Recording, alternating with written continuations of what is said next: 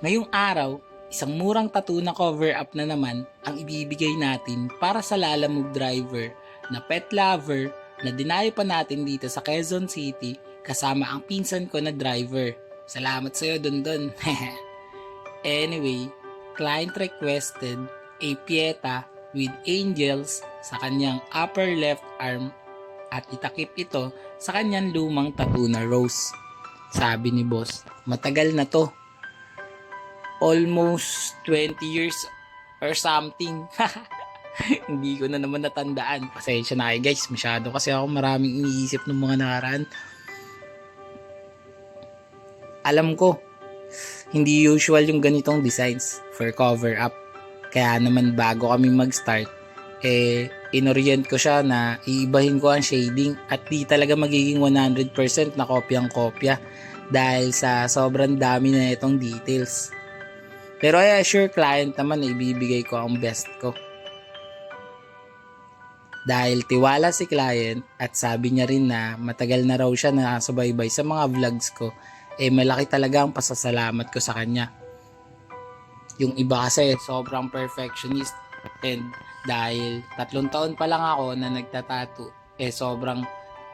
sobrang thankful talaga ako sa mga kagaya ni boss na kahit na amateur pa lang tayo, binibigyan nila tayo ng pagkakataon para ipamalas kung ano man yung kaya nating gawin. Si boss nga pala, gaya ng sinabi ko kanina, ay mahilig mag-alaga ng aso. Sa katunayan, mayroon siyang 9 na Shih Tzu. Shih Tzu. Kung ano man pronounce nyo doon, Shih Tzu. Yan. Ewan ko dito kay boss, parang bahay ampunan ng mga dogs. Pero puro ganun na. Puro same breed. Ha? Pagdating pa nga lang namin, bumungad na agad sa amin ang sabay-sabay nilang tahol.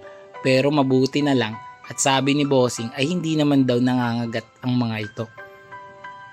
Mabuti na lang talaga. Nung bata kasi ako, naranasan kong makagat ng aso. Partida alaga pa namin yun.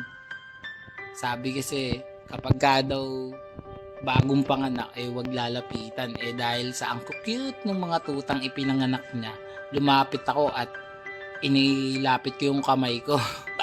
Ayun, kinagat ng nanay. Super protective. Sa bagay, kahit naman yung mga nanay natin, sobrang protective din nila na sa atin. Ayaw nila tayong mapapahamak. And dun sa case ng aso ko, akala niya kasi kukunin ko yung tuta niya. Haha.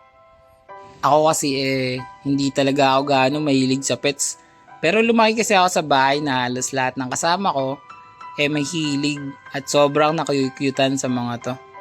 Umpisa sa mom ko, naranasan ko na may panahon noon sa bahay na kompleto ang ingay dahil merong tahol, merong ngumingiyaw at merong nagtitweet-tweet. Yung kapatid kong babae, sobrang hilig nun sa pusa. Dati, meron pa kaming pusa na ang pangalan ay Miming. Na kapag tatawagin at para palapitin, ang kailangan mo gawin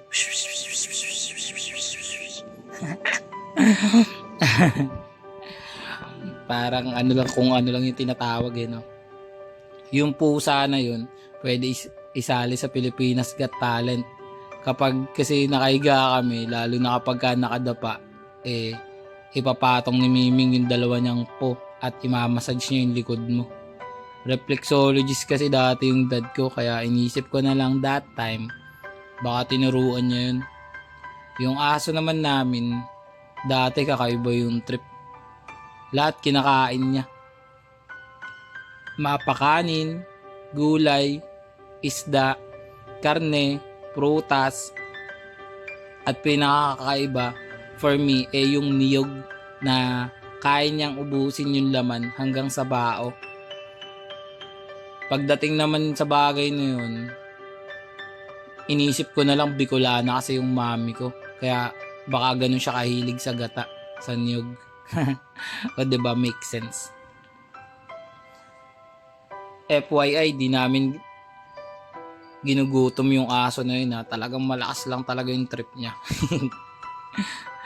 Tapos yung ibon, naalala ko. Dati kasi tuwing may pagdidiwang na piyesta dun sa lugar namin, Eh yung mom ko bumibili siya ng lovebirds. Tapos for some reason, makikita ko na lang isang linggo o mga ilang linggo, wala nang laman yung cage.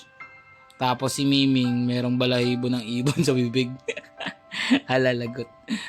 Teka, napahaba na naman tong video.